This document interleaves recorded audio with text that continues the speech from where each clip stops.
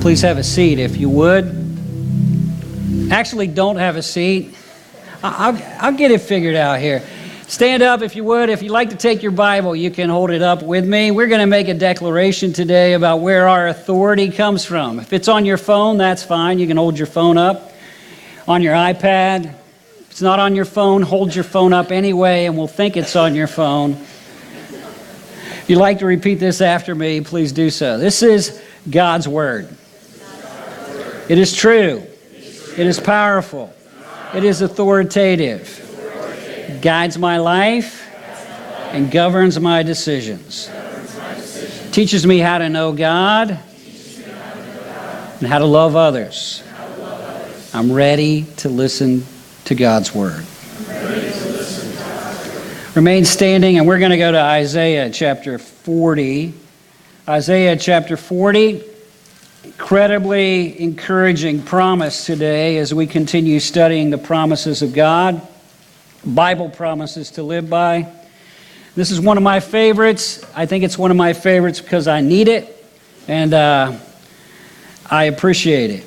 Isaiah 40, we're going to read the very end of the chapter, 28 through 31.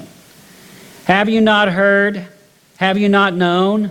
The everlasting God, the Lord, the Creator of the ends of the earth, neither faints nor is weary. His understanding is unsearchable. He gives power to the weak, and to those who have no might, he increases strength. Even the youths shall faint or drop out of the race and be weary, and young men shall utterly fall. Here's the promise. But those who wait on the Lord shall renew their strength. Those that wait on the Lord shall renew their strength. They shall mount up with wings like eagles. They shall run and not be weary. They shall walk and not faint. You may be seated. And wait, except for Garrett. Garrett, can you bring that chair up here? How many of you have ever hung around somebody that is draining? Don't look at them now or point, but you've hung around somebody who's draining, and you notice that. That's good. Thank you. Let's give Garrett a hand, all right? Thank you, Garrett. After hanging out with them a few times, you kind of don't want to hang out with them anymore. You're not so motivated.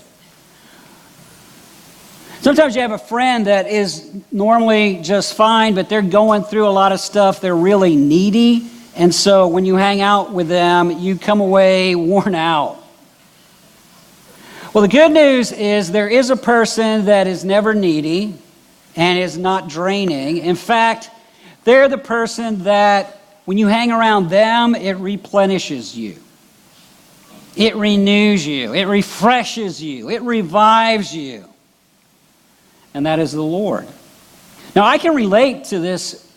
These verses we just read. Weary, no might, want to drop out of the race, weak. And when you go through life, you hit seasons where you feel like that. Maybe stuff's going on in your family or on your job or at school, or it's going on in your finances, or you're going through a health situation, or all that stuff is adding up and just wearing you down. Good news is you don't have to stay worn down. There's somebody that will give you strength. There's somebody that will give you inner fortitude. There's somebody that can spiritually enrich you, spiritually refresh you. And that's the Lord. They that wait on the Lord, Yahweh, shall renew their strength. So, what do you do when you're all worn down? What do you do when you're weary? What do you do when you're spiritually tired? What do you do when you're emotionally drained? What do you do to get replenished? You go to God. More specifically, you go to His Word. More specifically, go to His promises. And most specifically, go to this promise and do what it says. They that wait on the Lord shall renew their strength. They that wait on the Lord shall renew their strength. The way to inner strength is waiting on the Lord. If you need inner strength today, it's not complicated. You wait on the Lord. Now, You're a thinking person. You're going, well, what exactly does it mean to wait on the Lord? I knew you would ask that. So we're going to answer that. I'm going to give you two explanations for what it means to wait on the Lord. Two explanations for what it means to wait on the Lord. Number one, waiting on the Lord means spending time with the Lord. You're spending time with Him. The word wait is obviously a time-oriented word. And it speaks of spending quality time and quantity time with the Lord. Waiting is a time-oriented word that you've got to spend time with Him. Now, everybody in this room has one thing in common at least. We all have 168 hours in the week. I can guarantee you, if you'll learn to spend at least 5, 10, 15 minutes focused on God every day, that's not a lot of time, but you'll find that it will start strengthening you. Because He's a replenishing person. He's not a needy person. He's a need-meeting person. So wait upon Him. Spend time with Him. The story's told about 150 years ago. There's this guy going into exploring deep into Africa, and he had some men carrying all the cargo. And they had pushed hard for 6 days. And on the 7th day, he got up and he said, come on, guys, let's go. We got a lot to do today. We got a lot of ground to cover. Let's go. And the guy in charge of the men that were carrying the supplies said, nope. And he said, why not? And the guy said, we have walked fast and far and hard the last 6 days. Today we wait. The guy said, wait for what? He said, today we wait for our souls to catch up to us.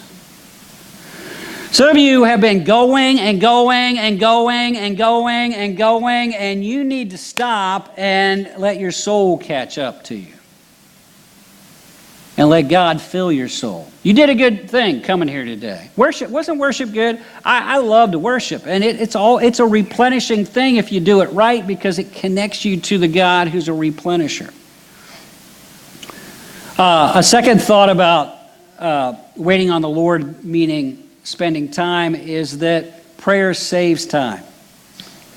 Prayer saves time. There's a guy named Charles Spurgeon, one of my heroes. A couple hundred years ago, he pastored the first multi-mega church, probably in the modern history. He had 5,000 people would come on Sunday morning. He'd give them tickets to give to other people, so 5,000 different people would come at night. People were saved every service. He started a Bible college, an orphanage, a home for widows. He supported missionaries and sent out missionaries all over the world. He was an author. The point is, he was a busy guy. Now, I want you to listen very carefully to what he said. Very busy guy. He said, sometimes we think we're too busy to pray. This also is a great mistake, for praying is a saving of time. Praying is a saving of time. God can multiply our ability to make use of time if we give the Lord His due. We shall have enough for all necessary purposes. In this matter, seek first the kingdom of God and His righteousness, and all these things will be added to you. Your other engagements will run smoothly if you do not forget your engagement with God. Look at me for a second. I got a question for you. How many of you believe God can do things bigger than you can? How about better than you can? How about faster than you can? Then let Him. How many of you have discovered that if you'll take some time with God in the morning, stuff goes better through the day than if you don't take time with God in the morning? Anybody discovered that? That's what this guy's talking about. He says prayer actually saves time because you bring God into the situation. A third thing I want you to see about waiting, spending time, is a lot of us need to realize that we're too busy not to pray. Too busy not to pray. I bet if I could read your mind, the last month, there's been a time when you said, I'm just too busy to spend time with God. I'm busy right now. I got a lot going on. I'm really busy. Too busy to spend time with God. Well, the reality is, if you really understood God and His ability to strengthen us, you would understand that you are actually too busy not to spend time with God. Another one of my heroes, a guy named Martin Luther, the guy that started the Protestant Reformation, as well as was a professor, pastored a church, translated the Bible into German, had a whole bunch of kids, and was a busy dude. Martin Luther generally spent 2 hours a day in prayer. 2 hours. Busy guy. They were asking about his coming week, and this is what he said. My week is very busy. Work from early till late. In fact, I have so much to do that I will spend the first 3 hours in prayer. First 3 hours in prayer. You know, we think we're too busy to spend time with God, and the reality is you're too busy not to spend time with God. How many of you think God have discovered for yourself that God can do things better than you can? How about bigger than you can? How about faster than you can? Then you need to tap into that. We started a church in Vegas. Before we did anything, we spent 6 hours a day in worship, prayer, and reading the Word. You say, that's a ridiculous amount of time. Yeah, but for the next 6 months, we baptized 127 people. We put God and spending time with Him first. We kept spending time with God an hour and a half every day. We put that first, and then God did a whole lot of other things out of that. It's not that you're too busy to spend time with God. You're too busy not to spend time with God. Another guy discovered it this way. He said, less work, more prayer equals greater productivity. Less work, more prayer equals greater productivity. I'm giving you all my old heroes here in this little section. A guy named George Mueller. You ever heard of him? He was a crazy, amazing guy. He raised money from all over the world. He didn't ask anybody for money. He just prayed and asked God for money. He told people what God was doing. And he raised enough money to support 10,000 orphans and to educate 125,000 poor children back in the day. Busy guy.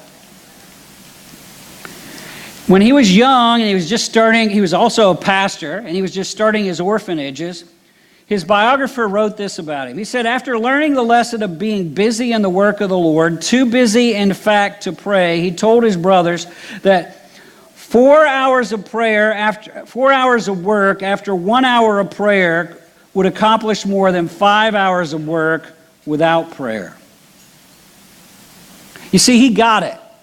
He understood that God could do things bigger, faster, and better. He understood that when you connect to God, you have a power source happening in your life that makes a difference in everything that happens the rest of your day. Let me ask you a question. When do you spend time with God every day? Where do you spend time with God in your day? What do you do when you spend time with God in your day? You say, well, I come to church every Sunday. Awesome. Let me ask you a question. How many of you eat more than one day a week? Anybody in here crazy like that? You eat like every day? Anybody really radical and eat every day? Is there anybody really, really off the chain and you eat more than once a day? What happens if you don't? You get weak. You get grumpy. You don't spend time with God, what happens? You get weak. You get spiritually grumpy.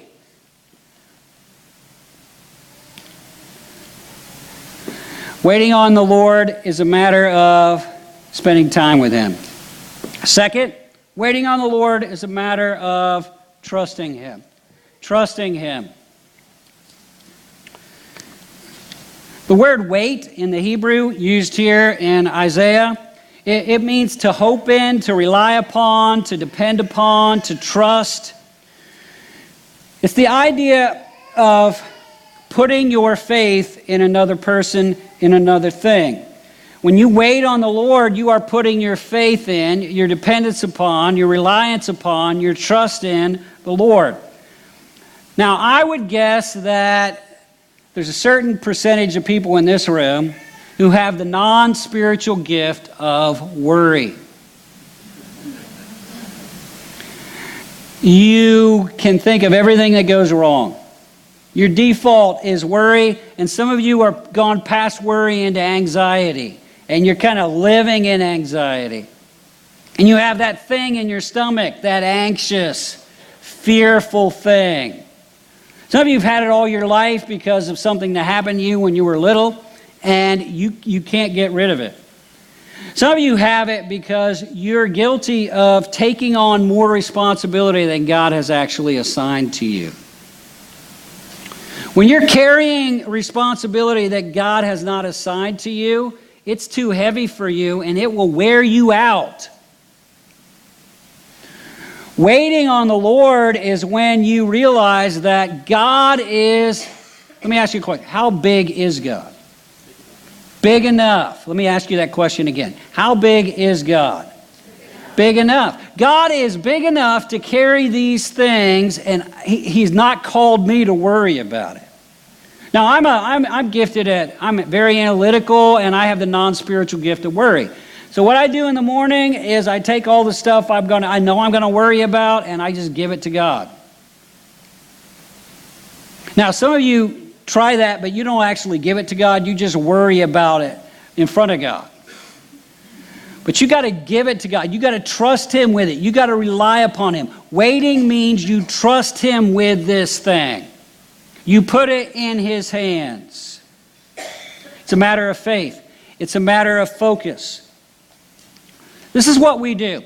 When we are living in, we're worn out by anxiety, it's because we're looking at the problems, or we're looking at potential problems. When you live in strength from the Lord, you're not looking at the problems because that produces fear. You're looking at the God who is bigger than the problems, smarter than the problems, and that produces faith. That strengthens you. You get worn out when you're looking at the situation and you go, I can't carry all this. Instead of looking at the God who's infinitely strong and infinitely smart, and He can handle this. You say, well, why isn't He? Because waiting is also when you're trusting when you're not seeing it happen. It's trusting when you're not seeing it happen. David, 2 Samuel 22, and then it's quoted again in Psalm 18:2. The Lord is my rock, my fortress, my deliverer, the God of my strength, in whom I trust. Now, he wrote this. He's running around the wilderness being chased by Saul and an army. And he says, God's my rock, God's my fortress, God is my strength because I trust in Him. Paul, his focus was in the right place. Paul, I don't know why that guy wasn't exhausted. He started churches all over the countries around the Mediterranean Sea. And as he did that, there were challenges in those churches, and he was persecuted for doing it. I don't know of any human being that went through more persecution than Paul. Yet he never got discouraged. He never whined in weariness. He never was overcome with worry that we read about. Instead, he says this in 2 Corinthians chapter 4, 16 through 18. Therefore, we do not lose heart. We do not lose our inner strength. We do not lose our courage. Even though our outward man is perishing, yet the inward man is being renewed day by day. That sounds like what we've been reading about in Isaiah. For our light affliction. Now, this dude didn't have light affliction in my opinion. But he says it's but for a moment, and it's working for us a far more exceeding and eternal weight of glory. How do you have that attitude? Look at verse 18. For we don't look at the things which are seen, we look at the things that are not seen. You see, he's focusing on God who's bigger than the situation, God who can carry it, God who can handle it, instead of focusing on the situation, and so he's not worn out and weary by it. We look at the things that are not seen. We don't look at the things that are not seen, but the things that are not seen. For the things which are seen are temporary, and the things that are not seen are eternal. Spurgeon, who I mentioned earlier, made a great quote. He said, when we can't see God's hand, you got to trust his heart. When you can't see God working, you got to trust God's heart that he is working. Waiting on the Lord, and I wrote this down 2 weeks ago when I was studying this. Waiting on the Lord is looking at life from God's perspective. It's receiving the relief of seeing the bigger picture and tracing and trusting the easily unnoticed hand of God. Hey, if you're worn out and weary, spend time with God. You're worn out and weary, give it to God and trust him with it. Wait. His time, let him work it out when he wants, how he wants, where he wants, with who he wants. Trust him with it.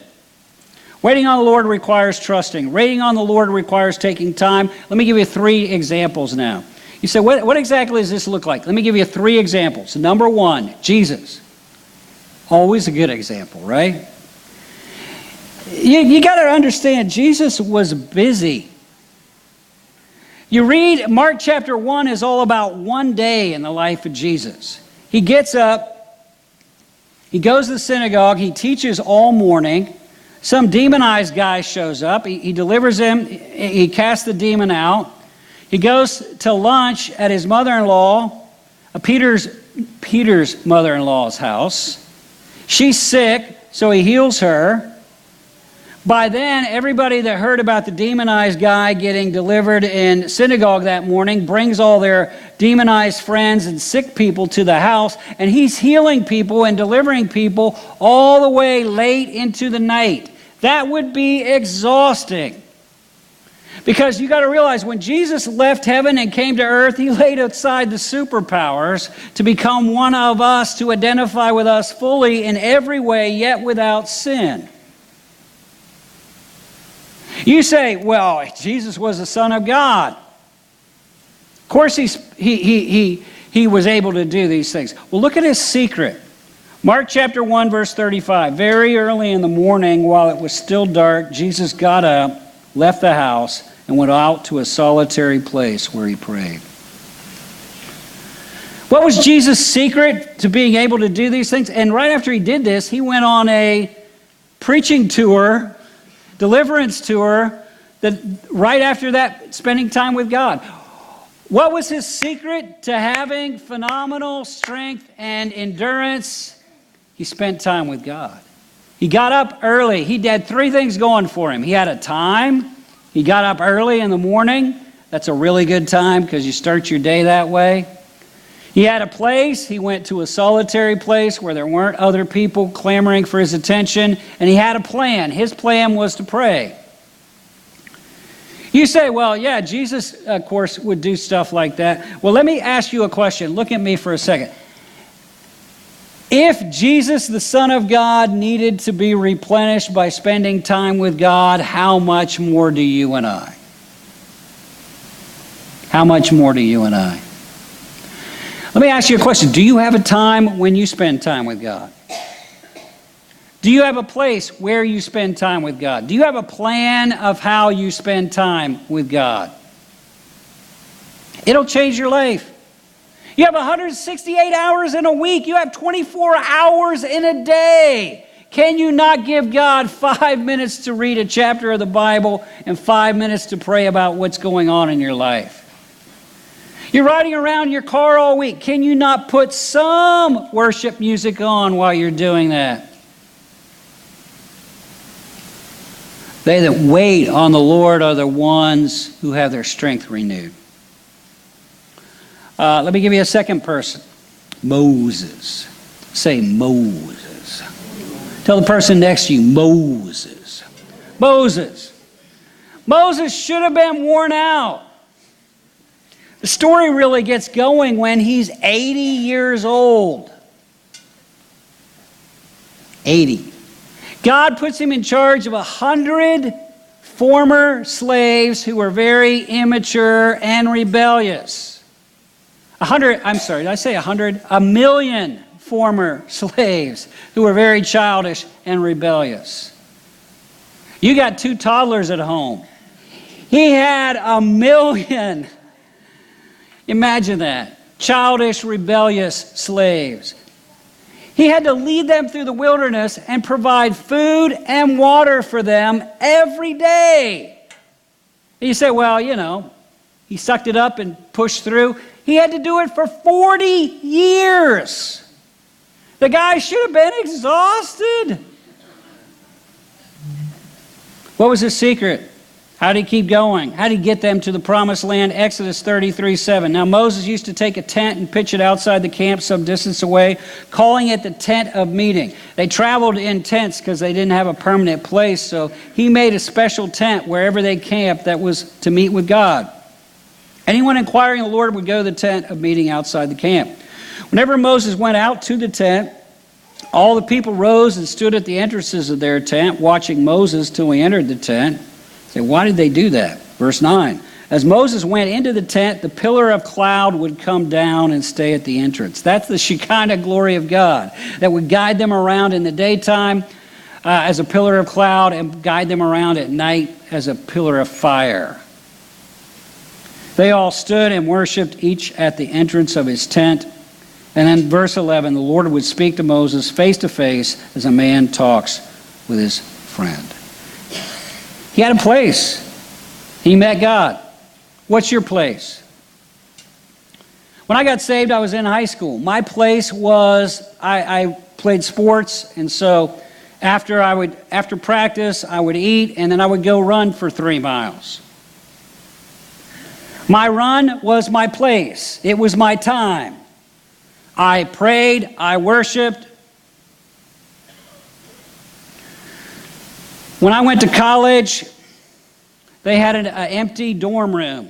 They didn't have any dorms actually, and so my college was brand new, so they stuck us in a condemned hospital. Just guys. And there was an empty room. I would go in there. At noon, there was nobody in the building. I would go into that place, and I could be alone with God. That was my place. That was my time. And my plan was I read a psalm. I wrote down what God said to me, and then I prayed through some prayer lists. Met with God. Changed my life. My next year in college, they didn't have that room, and so I would go back to my room after. The only time I had 3 roommates, and the only time they weren't around and noisy was after dinner, so I would meet with God after dinner every day. When we had little kids, man, my house, one of them would wake up at 5 every day, and then the rest of them are up till forever.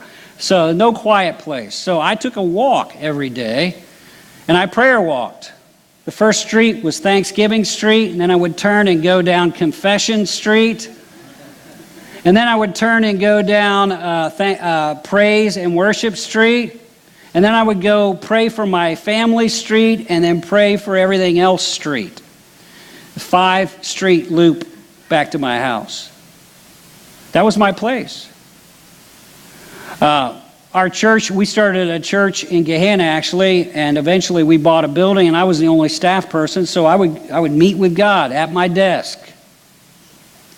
Today I have a chair. I have a reddish leather, beautiful recliner. It's amazing. I get up every morning, chapter of the Bible, journal, pray, meet with God. That's the tent of meeting. I've had seasons where my best place was riding and back and forth to work. Listen to a chapter of the Bible on a CD. Pray through the Lord's Prayer. The point is, it doesn't matter where or when or how. It matters that there is a where, a when, and a how. Where is your where? When is your when? How are you meeting with God? You say, I don't even know where to begin. Well, I'll give you two suggestions. Read Psalms or Mark. Mark is a simple story of Jesus. Psalms is people going through stuff, writing about what it's like. And come to Christianity 101. We meet across the way there. We'll show you how to get something out of the Bible. Wednesday night, 6:30. You don't have to know a thing to come. They let me come. It's great. Wednesday nights. Third person I want to tell you about is Elijah. Any of you ever had the lie go through your head that Christianity was boring? Absolute lie. If you're living a boring Christian life, you're just not living it right. Elijah lived it right. I love the guy. Crazy. I can't wait to watch all his videos when I get to heaven. They are going to be awesome. At one point, he got the entire nation of Israel, which was going into idolatry, and he said, we're going to have a duel. False god that you worship, Baal, the lightning god, versus Jehovah God, Yahweh. Whoever can take a sacrifice and fire from heaven, put it on fire, wins, and we should worship that God. Well, Baal had 850 priests that showed up. They built the altar. They put the steer on it as the sacrifice, and they started praying to Baal. And I really want to watch this. Elijah is trash talking them. So amazing. He's like, hey, nothing's happening. They're praying to Baal, nothing's going on. And he's like, hey, where's Baal at? What, did he go on vacation? And then he actually says this. In the afternoon, nothing happens. They keep going on. He said, hey, where's Baal at? Is he in the bathroom?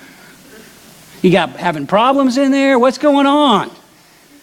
Where is Baal? Baal doesn't show up. Nothing happens.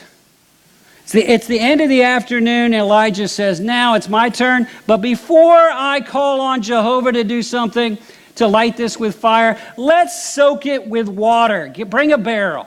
And he soaks it with water, and he says, that's not enough. Another one, and another one, and another one, and another one. 12 barrels of water until the water has run over and has a little trench filled with water around it.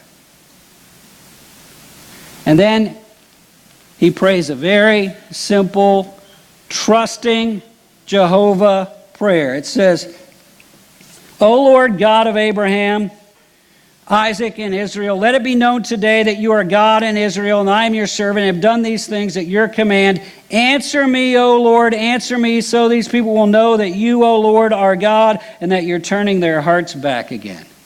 He said, okay, God, answer. What happened next? Kaboom! The fire of the Lord fell, consumed the burnt sacrifice, the wood, and the stones, and the dust, and licked up the water that was around the trench. Can't wait to watch that. Kaboom! The fire of God falls. Metaphorically, I'd love to see the fire of God fall here. Because all the people on the mountainside watching this thing go, hey, Yahweh, He is God. Yahweh, He is God. You say, well, yeah, Elijah, he's crazy and he's like a superhero Christian guy. No, he's a guy just like you. You say, how do you know that? Because God knew you would say that. And so in James chapter 5, verse 17, it says, Elijah, a man just like you. Where did Elijah get the power, the strength to trust God like that and see the fire of God fall? You go back in his story. The fire of God falling is chapters 18. You go back to chapter 17, and it says God said, hey, before you get started in all this stuff, come to the brook Cherith, hang out with me a while. Let me fill you up. What's the point of all this? I can look in some of your faces, and I can see weariness inside. I can see some of you are worn out just from the grind of life. Some of you are worn out from worrying about the grind of life. Some of you are worn out from carrying the responsibility for others that God's not given you the responsibility for. Some of you are worn out for wishing something will happen and it's not happening. Some of you are worn out because you've got sucker punched by this and that and this and that, and you're reeling and wondering what's going on. Good news for you today.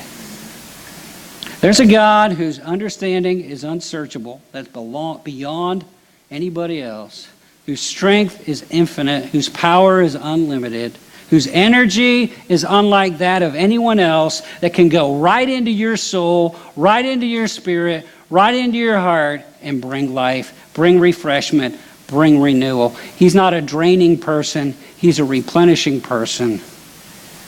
That's God. But He will give you strength, but you got to wait on Him. Waiting on Him means you got to take time. Look, eternity is a long time. Spending 10 minutes, 20 minutes, 30 minutes a day with God, not that big a deal. You turned your phone off for 20 minutes and spent with God, change your life.